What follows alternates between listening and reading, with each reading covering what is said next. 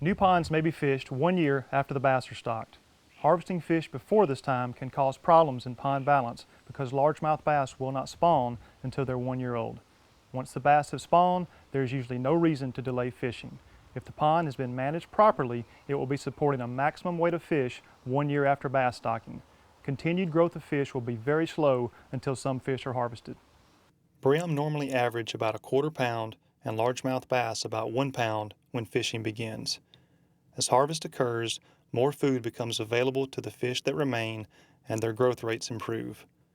Effort should be made to harvest a practical yield of fish from the pond, yet overfishing should be prevented. In balanced ponds that are being properly fertilized, anglers should harvest bass at a rate of 25 to 30 pounds per acre per year.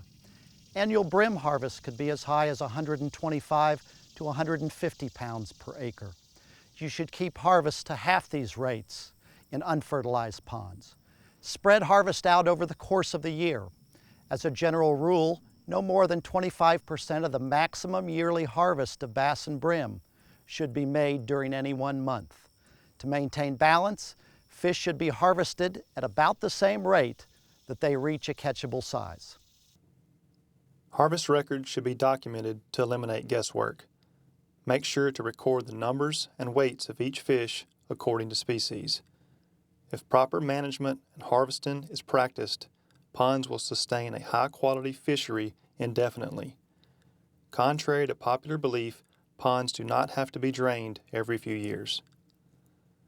Bluegill spawn periodically throughout the summer when the water remains above 80 degrees Fahrenheit and can be caught during any month of the year. Red-ear sunfish spawn when the surface water warms to about 75 degrees Fahrenheit. Normally, they do not continue to spawn throughout the summer, but may spawn again during September or October when the water temperature cools to 75 degrees Fahrenheit. Red-ear sunfish are not as prolific as bluegill, so they are less abundant and are not caught as often.